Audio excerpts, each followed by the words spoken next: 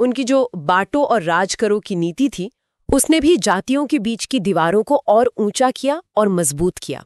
फिर देश आजाद हुआ। संविधान ने कहा कि जाति के आधार पर भेदभाव नहीं होगा, लेकिन जमीन पर चीजें अलग थीं। आरक्षण की बात आई। इस पर डॉक्टर अंबेडकर और सरदार पटेल के विचार वो थोड़े अलग थे। हाँ, संविधान ने कानूनी बराबरी तो दे दी, पर सामाजिक हकीकत बदलने में जाहिर है वक्त लगता है। डॉक्टर अंबेडकर का मानना था कि सदियों से जो अन्याय हुआ है उसे दूर करने के लिए और बराबरी का मौका देने के लिए आरक्षण मतलब रिजर्वेशन जरूरी है। वहीं सरदार पटेल जैसे कुछ नेताओं को चिंता थी। उन्हें डर था कि कहीं इससे जाति की पहचान और पक्की ना हो जाए, जिसे वो खत्म करना चाहते थे। और ये बहस ये तो आज तक चल रही है। हाँ, और ये बहस आज हमें जाति जनगणना की मांग में भी दिखती है। क्यों लोग चाहते हैं कि फिर से जाति गिनी जाए? बिल्कुल, देखिए, मांग इसलिए उठ रही है क्योंकि आज भी कई सरकारी नीतियां, खासकर जो आरक्षण का कोटा है, वो 1931 की जनगणना के आंकड़ों पर बेस्ड हैं। 1931? वो तो बहुत पुराना हो गया। हाँ, सोचिए, लगभग 100 साल पुराने आंकड़े।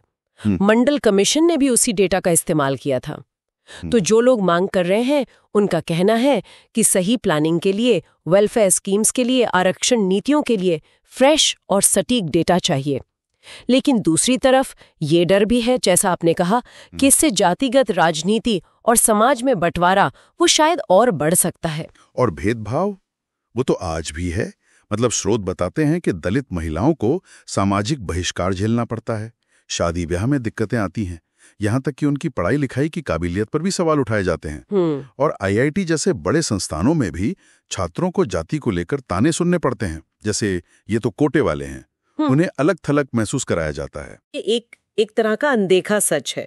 कई बड़ी कंपनियां हैं, उनकी जो डाइवर्सिटी, इक्विटी, इंक्लूजन यानी DEI पॉलिसीज होती हैं, उनमें जेंडर, रिलीजन, डिसेबिलिटी, इन सब की बात तो होती है, पर जाति का जिक्र तक नहीं होता। अच्छा, ये तो बड़ी बात है। हाँ, जबकि आंकड़े देखें तो पता चलता है कि ऊंचे पदों पर कंपनी बोर्ड्स में ऊंची जातियों का ही दबदबा है।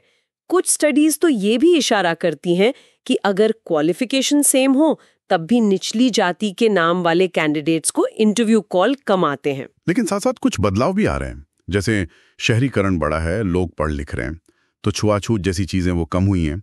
शहरों में लोग साथ काम कर रहे हैं, रह रहे हैं, पर अब एक नई तरह की होड़ दिख रही है, जिसे कुछ लोग हॉरिजॉन्टल कंपटीशन कह रहे हैं। हाँ, हॉरिजॉन्टल कंपटीशन मतलब अलग अलग जातियां, खासकर OBC और दलित समूहों के अंदर ही वो सत्ता के लिए, सरकारी फायदों के लिए, संसाधनों के लिए आपस में मुकाबला कर रही हैं। तो इन सभी स्रोतों को अगर हम जोड़ के देखें तो तस्वीर ये उभरती है कि जाति कोई सीधी साधी पुरानी चीज नहीं है। ये बहुत बहुत पेचीदा है, इसकी जड़ें गहरी हैं। अंग्रेजों के राज ने इसे और ठोस बनाया, और आज भी ये हमारी राजनीति में, नौकरियों में, समाज में, यहाँ तक कि दफ्तरों में भी अलग अलग तरीकों से मौजूद है। ये एक पिरामिड से ज्यादा शायद एक लगातार बदलते रहने वाले जाल जैसा है। बिल्कुल, और ये हमें एक बहुत अहम सवाल पर लाके छोड़ता है कि जब सरकारें नीतियां बनाती हैं, चाहे वो जनगणना हो या आरक्षण, ताकि जो ऐतिहासिक अन्याय हुआ है उसे ठीक किया जा सके, तो क्या वो अनजाने में उन्हीं जातिगत पहचानों को और मजबूत कर देती हैं जिन्हें शायद समाज मिटाना चाहता है? सच्ची बराबरी लाने के लिए सिर्फ पॉलिसीज के अलावा और किन सामाजिक, किन सांस्कृतिक बदलावों की जरूरत होगी, ये सोचने वाली बात है। भारत में जाति, ये शब्द सुनते ही मन में एक तस्वीर बनती है, शायद कोई पुराना पिरामिड या कोई सामाजिक ढांचा। पर क्या ये इतना सीधा है? आज हमारे पास कई तरह के स्रोत हैं। कुछ इतिहास की बात करते हैं, कुछ हाल की जाति जनगणना की बहस पर हैं, कुछ शिक्षा और कॉर्पोरेट दुनिया में इसके असर को देखते हैं, और कुछ निजी अनुभव भी साझा करते हैं। तो हमारा मकसद इस उलझे हुए बहुत जटिल विषय की परतें खोलना। ये सिर्फ इतिहास की बात नहीं है, ये आज भी लाखों लोगों की जिंदगी, उनके मौके, उनकी पहचान सबसे जुड़ा है। तो चलिए इन स्रोतों में थोड़ा और गहराई से उतरते हैं। तो सबसे पहले एकदम बेसिक बातें। व्यवस्था के मोटे तौर पर 2 लेवल दिखते हैं। एक वर्ण, ब्राह्मण, क्षत्रिय, वैश्य, शूद्र, और फिर है जाति। इसमें हजारों लोकल ग्रुप्स हैं, अक्सर काम धंधे से जुड़े हुए। वर्ण एक कह सकते हैं बड़ी रूपरेखा है, पर असल पहचान रोजमर्रा की जिंदगी में वो ज्यादातर जाति से ही जुड़ी होती है ना? हाँ बिल्कुल। और दिलचस्प बात, परिवार में अलग अलग काम करने वालों का भी जिक्र है। कोई वैद्य है, कोई अनाज पीस रहा है। तो इससे लगता है कि शुरुआत में शायद ज्यादा लचीलापन था। हाँ, और दूसरे स्रोत भी ये इशारा करते हैं कि इतिहास में काफी फ्लेक्सिबिलिटी थी। ऐसा नहीं था कि सब कुछ एकदम तय था। कुछ शूद्र जातियों ने भी ताकत हासिल की, राज भी किया। राजा पोमेला रेड्डी, जिन्हें पारंपरिक रूप से नीचा माना जाता था, पर वो गुरु बने और हर जाति के लोग उनके भक्त बने, उनका सम्मान किया।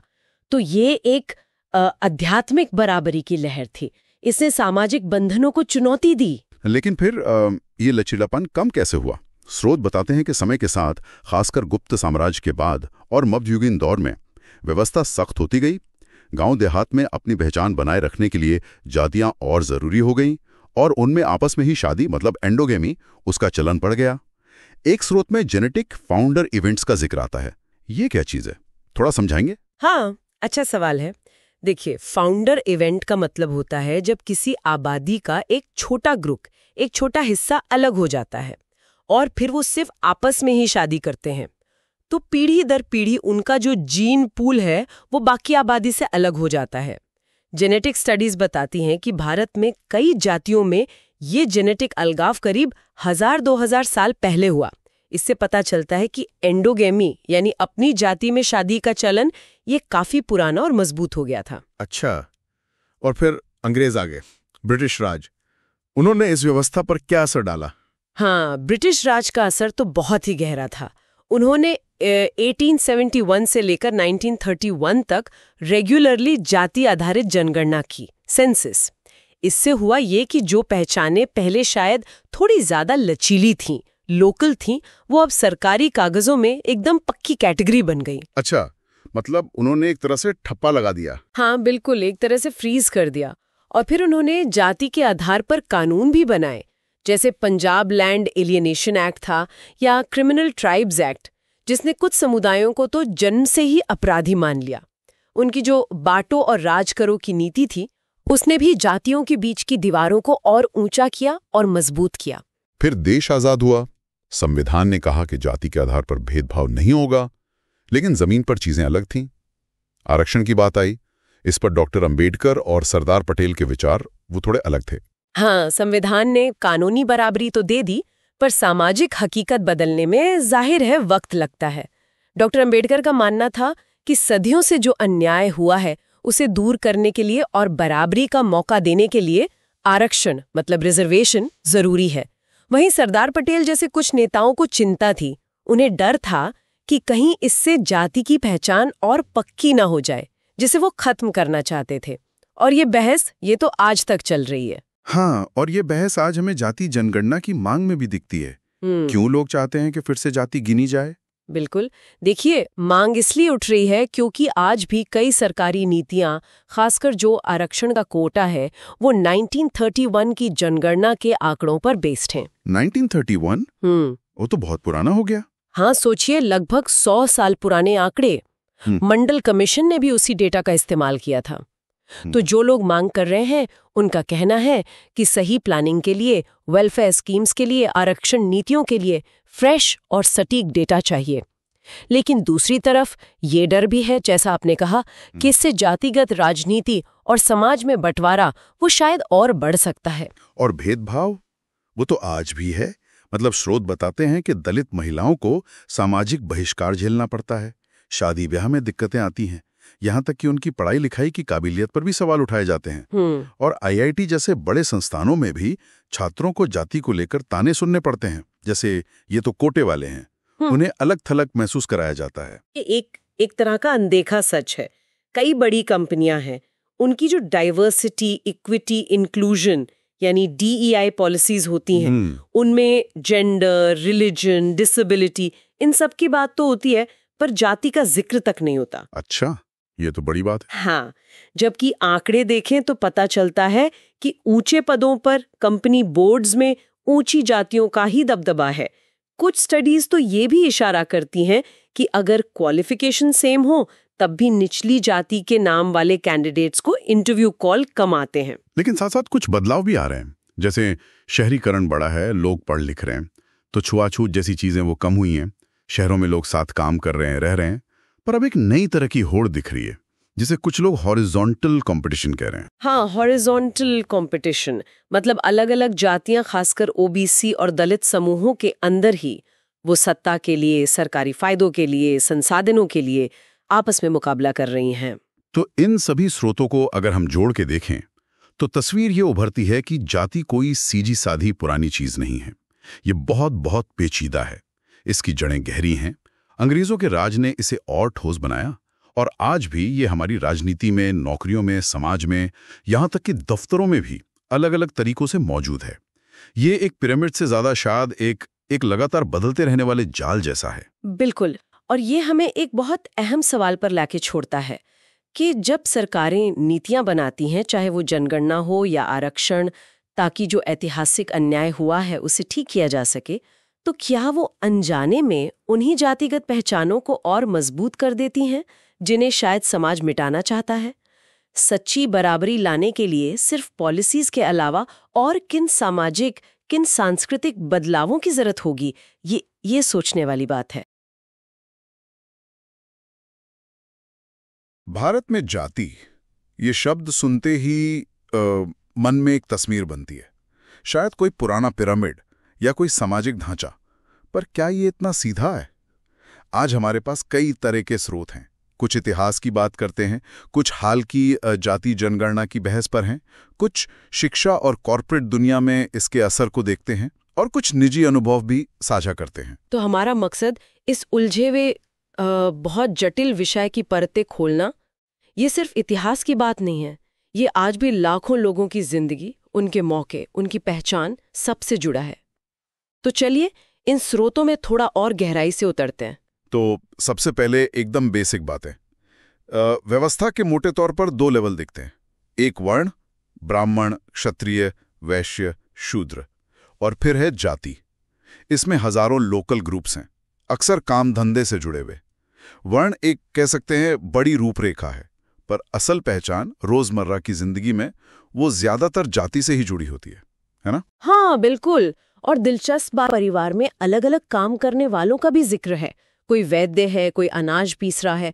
तो इससे लगता है कि शुरुआत में शायद ज्यादा लचीलापन था। हाँ, और दूसरे स्रोत भी ये इशारा करते हैं कि इतिहास में काफी फ्लेक्सिबिलिटी थी। ऐसा नहीं था कि सब कुछ एकदम तय था।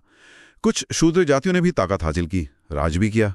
राजा पोमेला, जिन्हें पारंपरिक रूप से नीचा माना जाता था, पर वो गुरु बने और हर जाति के लोग उनके भक्त बने, उनका सम्मान किया।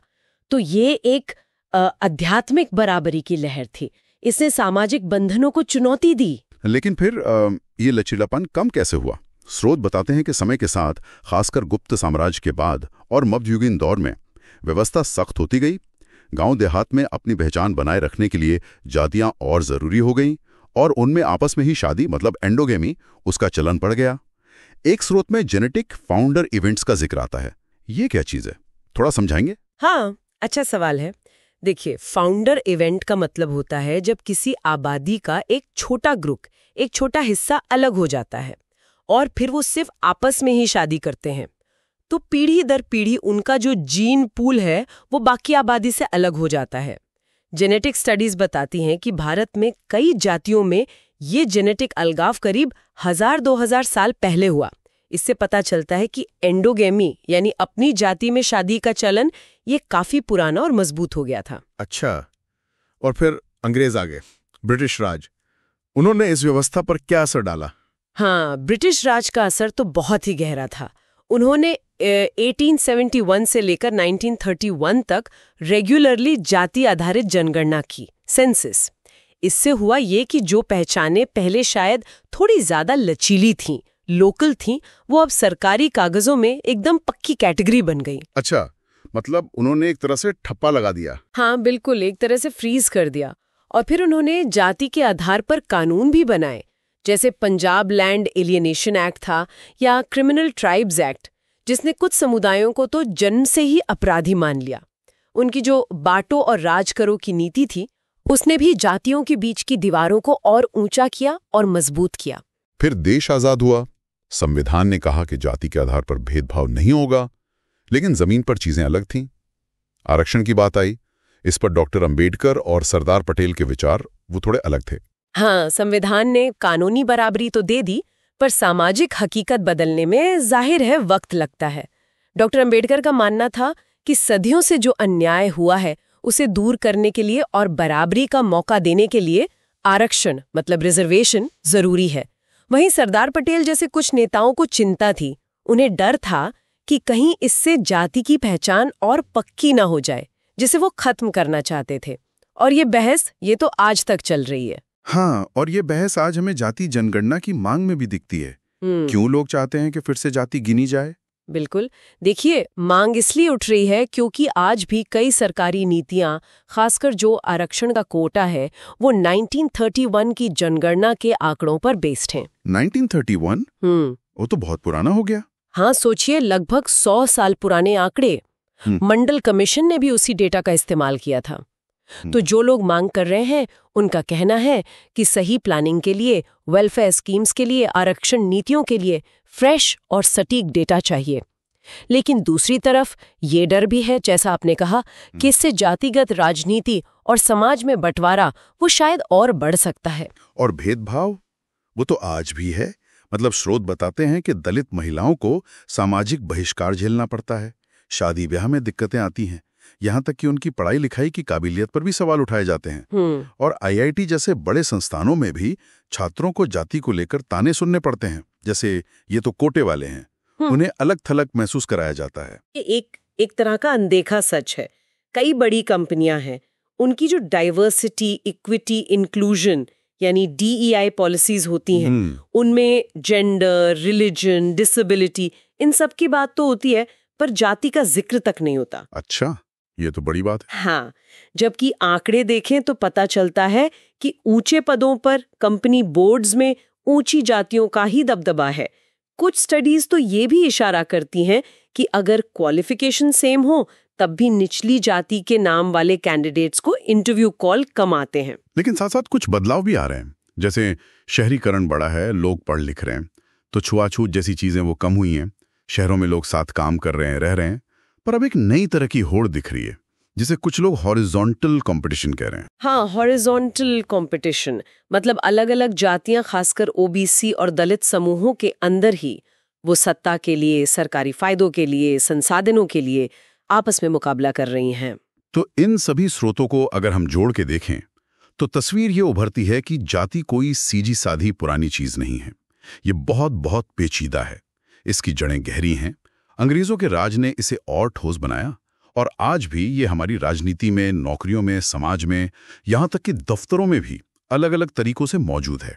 ये एक पिरामिड से ज्यादा शायद एक लगातार बदलते रहने वाले जाल जैसा है। बिल्कुल, और ये हमें एक बहुत अहम सवाल पर लाके छोड़ता है कि जब सरकारें नीतियां बनाती हैं, चाहे वो जनगणना हो या आरक्षण, ताकि जो ऐतिहासिक अन्याय हुआ है उसे ठीक किया जा सके, तो क्या वो अनजाने में उन्हीं जातिगत पहचानों को और मजबूत कर देती हैं जिन्हें शायद समाज मिटाना चाहता है? सच्ची बराबरी लाने के लिए सिर्फ पॉलिसीज के अलावा और किन सामाजिक, किन सांस्कृतिक बदलावों की जरूरत होगी, ये सोचने वाली बात है। भारत में जाति, ये शब्द सुनते ही मन में एक तस्वीर बनती है, शायद कोई पुराना पिरामिड या कोई सामाजिक ढांचा। पर क्या ये इतना सीधा है? आज हमारे पास कई तरह के स्रोत हैं। कुछ इतिहास की बात करते हैं, कुछ हाल की जाति जनगणना की बहस पर हैं, कुछ शिक्षा और कॉर्पोरेट दुनिया में इसके असर को देखते हैं, और कुछ निजी अनुभव भी साझा करते हैं। तो हमारा मकसद इस उलझे हुए बहुत जटिल विषय की परतें खोलना। ये सिर्फ इतिहास की बात नहीं है, ये आज भी लाखों लोगों की जिंदगी, उनके मौके, उनकी पहचान सबसे जुड़ा है। तो चलिए इन स्रोतों में थोड़ा और गहराई से उतरते हैं। तो सबसे पहले एकदम बेसिक बातें। व्यवस्था के मोटे तौर पर 2 लेवल दिखते हैं। एक वर्ण, ब्राह्मण, क्षत्रिय, वैश्य, शूद्र, और फिर है जाति। इसमें हजारों लोकल ग्रुप्स हैं, अक्सर काम धंधे से जुड़े हुए। वर्ण एक कह सकते हैं बड़ी रूपरेखा है, पर असल पहचान रोजमर्रा की जिंदगी में वो ज्यादातर जाति से ही जुड़ी होती है ना? हाँ बिल्कुल। और दिलचस्प बात, परिवार में अलग अलग काम करने वालों का भी जिक्र है। कोई वैद्य है, कोई अनाज पीस रहा है। तो इससे लगता है कि शुरुआत में शायद ज्यादा लचीलापन था। हाँ, और दूसरे स्रोत भी ये इशारा करते हैं कि इतिहास में काफी फ्लेक्सिबिलिटी थी। ऐसा नहीं था कि सब कुछ एकदम तय था। कुछ शूद्र जातियों ने भी ताकत हासिल की, राज भी किया। राजा पोमेला जिन्हें पारंपरिक रूप से नीचा माना जाता था, पर वो गुरु बने और हर जाति के लोग उनके भक्त बने, उनका सम्मान किया। तो ये एक आध्यात्मिक बराबरी की लहर थी। इसने सामाजिक बंधनों को चुनौती दी। लेकिन फिर ये लचीलापन कम कैसे हुआ? स्रोत बताते हैं कि समय के साथ, खासकर गुप्त साम्राज्य के बाद और मध्ययुगीन दौर में, व्यवस्था सख्त होती गई। गांव देहात में अपनी पहचान बनाए रखने के लिए जातियां और जरूरी हो गईं और उनमें आपस में ही शादी एंडोगेमी, उसका चलन पड़ गया। एक स्रोत में जेनेटिक फाउंडर इवेंट्स का जिक्र आता है। ये क्या चीज है, थोड़ा समझाएंगे? हाँ, अच्छा सवाल है। देखिए, फाउंडर इवेंट का मतलब होता है जब किसी आबादी का एक छोटा ग्रुप, एक छोटा हिस्सा अलग हो जाता है और फिर वो सिर्फ आपस में ही शादी करते हैं। तो पीढ़ी दर पीढ़ी उनका जो जीन पूल है वो बाकी आबादी से अलग हो जाता है। जेनेटिक स्टडीज बताती हैं कि भारत में कई जातियों में ये जेनेटिक अलगाव करीब 1000-2000 साल पहले हुआ। इससे पता चलता है कि एंडोगेमी यानी अपनी जाति में शादी का चलन ये काफी पुराना और मजबूत हो गया था। अच्छा, और फिर अंग्रेज आ गए, ब्रिटिश राज। उन्होंने इस व्यवस्था पर क्या असर डाला? हाँ, ब्रिटिश राज का असर तो बहुत ही गहरा था। उन्होंने 1871 से लेकर 1931 तक रेगुलरली जाति आधारित जनगणना की, सेंसस। इससे हुआ ये कि जो पहचानें पहले शायद थोड़ी ज्यादा लचीली थीं, लोकल थीं, वो अब सरकारी कागजों में एकदम पक्की कैटेगरी बन गई। अच्छा, मतलब उन्होंने एक तरह से ठप्पा लगा दिया। हाँ बिल्कुल, एक तरह से फ्रीज कर दिया। और फिर उन्होंने जाति के आधार पर कानून भी बनाए, जैसे पंजाब लैंड एलियनेशन एक्ट था या क्रिमिनल ट्राइब्स एक्ट, जिसने कुछ समुदायों को तो जन्म से ही अपराधी मान लिया। उनकी जो बांटो और राज करो की नीति थी, उसने भी जातियों के बीच की दीवारों को और ऊंचा किया और मजबूत किया। फिर देश आजाद हुआ। संविधान ने कहा कि जाति के आधार पर भेदभाव नहीं होगा, लेकिन जमीन पर चीजें अलग थीं। आरक्षण की बात आई। इस पर डॉक्टर अंबेडकर और सरदार पटेल के विचार वो थोड़े अलग थे। हाँ, संविधान ने कानूनी बराबरी तो दे दी, पर सामाजिक हकीकत बदलने में जाहिर है वक्त लगता है। डॉक्टर अंबेडकर का मानना था कि सदियों से जो अन्याय हुआ है उसे दूर करने के लिए और बराबरी का मौका देने के लिए आरक्षण रिजर्वेशन जरूरी है।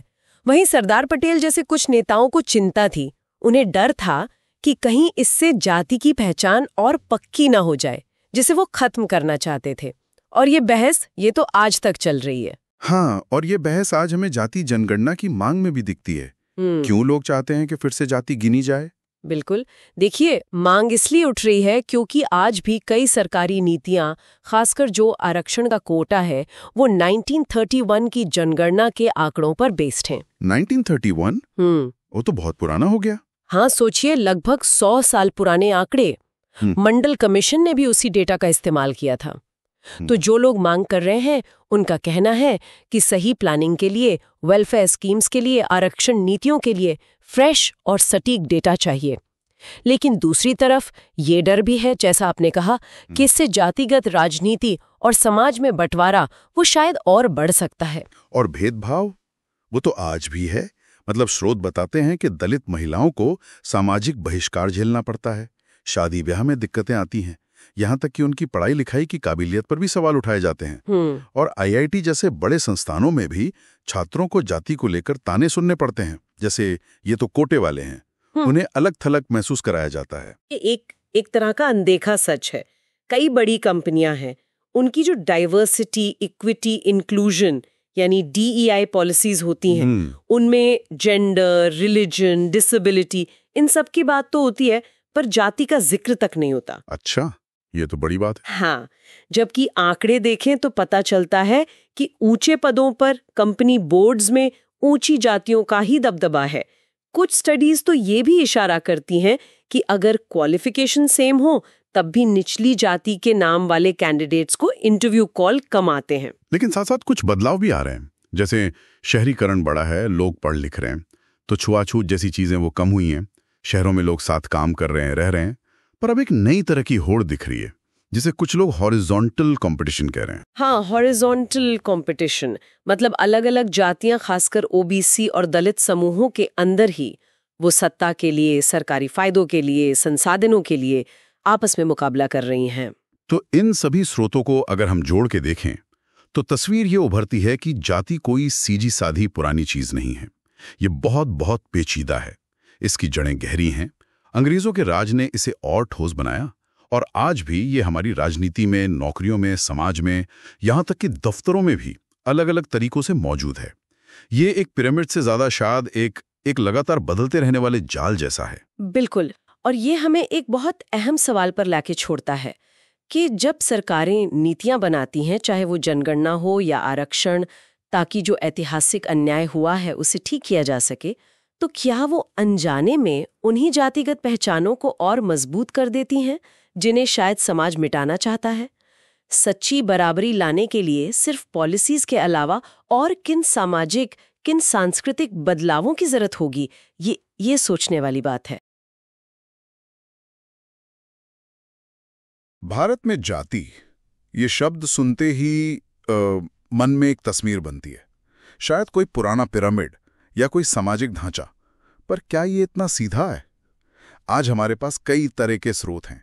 कुछ इतिहास की बात करते हैं, कुछ हाल की जाति जनगणना की बहस पर हैं, कुछ शिक्षा और कॉर्पोरेट दुनिया में इसके असर को देखते हैं और कुछ निजी अनुभव भी साझा करते हैं। तो हमारा मकसद इस उलझे हुए बहुत जटिल विषय की परतें खोलना। ये सिर्फ इतिहास की बात नहीं है, ये आज भी लाखों लोगों की जिंदगी, उनके मौके, उनकी पहचान सबसे जुड़ा है। तो चलिए इन स्रोतों में थोड़ा और गहराई से उतरते हैं। तो सबसे पहले एकदम बेसिक बातें। व्यवस्था के मोटे तौर पर 2 लेवल दिखते हैं। एक वर्ण, ब्राह्मण, क्षत्रिय, वैश्य, शूद्र, और फिर है जाति। इसमें हजारों लोकल ग्रुप्स हैं, अक्सर काम धंधे से जुड़े हुए। वर्ण एक कह सकते हैं बड़ी रूपरेखा है, पर असल पहचान रोजमर्रा की जिंदगी में वो ज्यादातर जाति से ही जुड़ी होती है ना? हाँ बिल्कुल। और दिलचस्प बात, परिवार में अलग अलग काम करने वालों का भी जिक्र है। कोई वैद्य है, कोई अनाज पीस रहा है, तो इससे लगता है कि शुरुआत में शायद ज्यादा लचीलापन था। हाँ, और दूसरे स्रोत भी ये इशारा करते हैं कि इतिहास में काफी फ्लेक्सिबिलिटी थी। ऐसा नहीं था कि सब कुछ एकदम तय था। कुछ शूद्र जातियों ने भी ताकत हासिल की, राज भी किया। राजा पोमेला रेड्डी, जिन्हें पारंपरिक रूप से नीचा माना जाता था, पर वो गुरु बने और हर जाति के लोग उनके भक्त बने, उनका सम्मान किया। तो ये एक आध्यात्मिक बराबरी की लहर थी। इसने सामाजिक बंधनों को चुनौती दी। लेकिन फिर ये लचीलापन कम कैसे हुआ? स्रोत बताते हैं कि समय के साथ, खासकर गुप्त साम्राज्य के बाद और मध्ययुगीन दौर में, व्यवस्था सख्त होती गई। गांव देहात में अपनी पहचान बनाए रखने के लिए जातियां और जरूरी हो गईं और उनमें आपस में ही शादी एंडोगेमी, उसका चलन पड़ गया। एक स्रोत में जेनेटिक फाउंडर इवेंट्स का जिक्र आता है। ये क्या चीज है, थोड़ा समझाएंगे? हाँ, अच्छा सवाल है। देखिए, फाउंडर इवेंट का मतलब होता है जब किसी आबादी का एक छोटा ग्रुप, एक छोटा हिस्सा अलग हो जाता है और फिर वो सिर्फ आपस में ही शादी करते हैं। तो पीढ़ी दर पीढ़ी उनका जो जीन पूल है वो बाकी आबादी से अलग हो जाता है। जेनेटिक स्टडीज बताती हैं कि भारत में कई जातियों में ये जेनेटिक अलगाव करीब 1000-2000 साल पहले हुआ। इससे पता चलता है कि एंडोगेमी यानी अपनी जाति में शादी का चलन ये काफी पुराना और मजबूत हो गया था। अच्छा, और फिर अंग्रेज आ गए, ब्रिटिश राज। उन्होंने इस व्यवस्था पर क्या असर डाला? हाँ, ब्रिटिश राज का असर तो बहुत ही गहरा था। उन्होंने 1871 से लेकर 1931 तक रेगुलरली जाति आधारित जनगणना की, सेंसस। इससे हुआ ये कि जो पहचानें पहले शायद थोड़ी ज्यादा लचीली थीं, लोकल थीं, वो अब सरकारी कागजों में एकदम पक्की कैटेगरी बन गई। अच्छा, मतलब उन्होंने एक तरह से ठप्पा लगा दिया। हाँ बिल्कुल, एक तरह से फ्रीज कर दिया। और फिर उन्होंने जाति के आधार पर कानून भी बनाए, जैसे पंजाब लैंड एलियनेशन एक्ट था या क्रिमिनल ट्राइब्स एक्ट, जिसने कुछ समुदायों को तो जन्म से ही अपराधी मान लिया। उनकी जो बांटो और राज करो की नीति थी, उसने भी जातियों के बीच की दीवारों को और ऊंचा किया और मजबूत किया। फिर देश आजाद हुआ। संविधान ने कहा कि जाति के आधार पर भेदभाव नहीं होगा, लेकिन जमीन पर चीजें अलग थीं। आरक्षण की बात आई, इस पर डॉक्टर अंबेडकर और सरदार पटेल के विचार वो थोड़े अलग थे। हाँ, संविधान ने कानूनी बराबरी तो दे दी, पर सामाजिक हकीकत बदलने में जाहिर है वक्त लगता है। डॉक्टर अंबेडकर का मानना था कि सदियों से जो अन्याय हुआ है उसे दूर करने के लिए और बराबरी का मौका देने के लिए आरक्षण मतलब रिजर्वेशन जरूरी है। वहीं सरदार पटेल जैसे कुछ नेताओं को चिंता थी, उन्हें डर था कि कहीं इससे जाति की पहचान और पक्की ना हो जाए, जिसे वो खत्म करना चाहते थे। और ये बहस ये तो आज तक चल रही है। हाँ, और ये बहस आज हमें जाति जनगणना की मांग में भी दिखती है। क्यों लोग चाहते हैं कि फिर से जाति गिनी जाए? बिल्कुल, देखिए मांग इसलिए उठ रही है क्योंकि आज भी कई सरकारी नीतियां, खासकर जो आरक्षण का कोटा है, वो 1931 की जनगणना के आंकड़ों पर बेस्ड हैं। 1931? वो तो बहुत पुराना हो गया। हाँ, सोचिए, लगभग 100 साल पुराने आंकड़े। मंडल कमीशन ने भी उसी डेटा का इस्तेमाल किया था। तो जो लोग मांग कर रहे हैं, उनका कहना है कि सही प्लानिंग के लिए, वेलफेयर स्कीम्स के लिए, आरक्षण नीतियों के लिए फ्रेश और सटीक डेटा चाहिए। लेकिन दूसरी तरफ ये डर भी है, जैसा आपने कहा, कि इससे जातिगत राजनीति और समाज में बंटवारा वो शायद और बढ़ सकता है। और भेदभाव, वो तो आज भी है। मतलब स्रोत बताते हैं कि दलित महिलाओं को सामाजिक बहिष्कार झेलना पड़ता है, शादी ब्याह में दिक्कतें आती हैं, यहाँ तक कि उनकी पढ़ाई लिखाई की काबिलियत पर भी सवाल उठाए जाते हैं। और आईआईटी जैसे बड़े संस्थानों में भी छात्रों को जाति को लेकर ताने सुनने पड़ते हैं, जैसे ये तो कोटे वाले हैं, उन्हें अलग थलग महसूस कराया जाता है। एक तरह का अनदेखा सच है। कई बड़ी कंपनियां हैं, उनकी जो डाइवर्सिटी, इक्विटी, इंक्लूजन यानी DEI पॉलिसीज होती हैं, उनमें जेंडर, रिलीजन, डिसेबिलिटी, इन सब की बात तो होती है, पर जाति का जिक्र तक नहीं होता। अच्छा, ये तो बड़ी बात है। हाँ, जबकि आंकड़े देखें तो पता चलता है कि ऊंचे पदों पर, कंपनी बोर्ड्स में ऊंची जातियों का ही दबदबा है। कुछ स्टडीज तो ये भी इशारा करती हैं कि अगर क्वालिफिकेशन सेम हो, तब भी निचली जाति के नाम वाले कैंडिडेट्स को इंटरव्यू कॉल कम आते हैं। लेकिन साथ साथ कुछ बदलाव भी आ रहे हैं, जैसे शहरीकरण बढ़ा है, लोग पढ़ लिख रहे हैं, तो छुआछूत जैसी चीजें वो कम हुई हैं। शहरों में लोग साथ काम कर रहे हैं, रह रहे हैं। पर अब एक नई तरह की होड़ दिख रही है, जिसे कुछ लोग हॉरिजॉन्टल कंपटीशन कह रहे हैं। हाँ, हॉरिजॉन्टल कंपटीशन मतलब अलग अलग जातियां, खासकर OBC और दलित समूहों के अंदर ही वो सत्ता के लिए, सरकारी फायदों के लिए, संसाधनों के लिए आपस में मुकाबला कर रही हैं। तो इन सभी स्रोतों को अगर हम जोड़ के देखें, तो तस्वीर ये उभरती है कि जाति कोई सीधी साधी पुरानी चीज नहीं है। ये बहुत बहुत पेचीदा है, इसकी जड़ें गहरी हैं। अंग्रेजों के राज ने इसे और ठोस बनाया, और आज भी ये हमारी राजनीति में, नौकरियों में, समाज में, यहाँ तक कि दफ्तरों में भी अलग अलग तरीकों से मौजूद है। ये एक पिरामिड से ज्यादा शायद एक लगातार बदलते रहने वाले जाल जैसा है। बिल्कुल, और ये हमें एक बहुत अहम सवाल पर लाके छोड़ता है कि जब सरकारें नीतियां बनाती हैं, चाहे वो जनगणना हो या आरक्षण, ताकि जो ऐतिहासिक अन्याय हुआ है उसे ठीक किया जा सके, तो क्या वो अनजाने में उन्हीं जातिगत पहचानों को और मजबूत कर देती हैं जिन्हें शायद समाज मिटाना चाहता है? सच्ची बराबरी लाने के लिए सिर्फ पॉलिसीज के अलावा और किन सामाजिक, किन सांस्कृतिक बदलावों की जरूरत होगी, ये सोचने वाली बात है। भारत में जाति, ये शब्द सुनते ही मन में एक तस्वीर बनती है, शायद कोई पुराना पिरामिड या कोई सामाजिक ढांचा। पर क्या ये इतना सीधा है? आज हमारे पास कई तरह के स्रोत हैं। कुछ इतिहास की बात करते हैं, कुछ हाल की जाति जनगणना की बहस पर हैं, कुछ शिक्षा और कॉर्पोरेट दुनिया में इसके असर को देखते हैं, और कुछ निजी अनुभव भी साझा करते हैं। तो हमारा मकसद इस उलझे हुए बहुत जटिल विषय की परतें खोलना।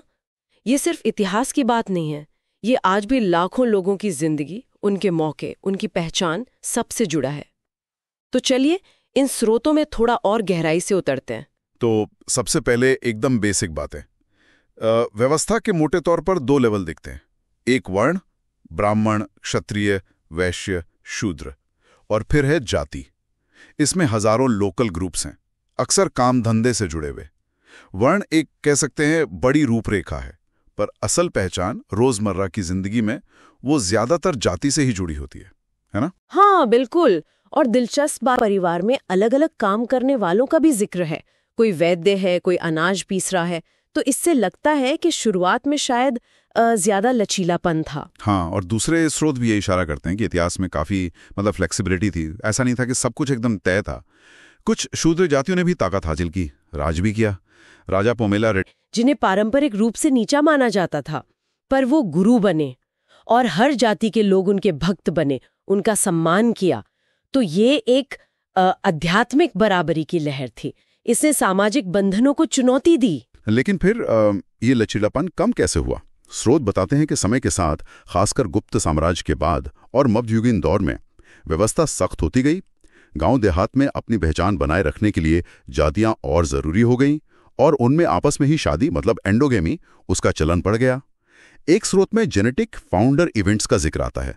ये क्या चीज है, थोड़ा समझाएंगे? हाँ, अच्छा सवाल है।